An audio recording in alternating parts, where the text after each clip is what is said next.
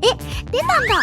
軽い力でパチンと切れるネジ切り専用工具ネジパッチン。ネジの長さを短くしたいとき、何で切ってます？リッパだと手が痛いし、断面が潰れるのでナットにうまく入らない。なんだって。でも諦めないで。軽量コンパクトなのにびっくりするほど軽い力でパチン。切断面もこんなに綺麗。修正しなくてもスルスル入ります。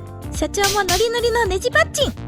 ネジ切り専用工具ネジパッチン、ぜひお試しください。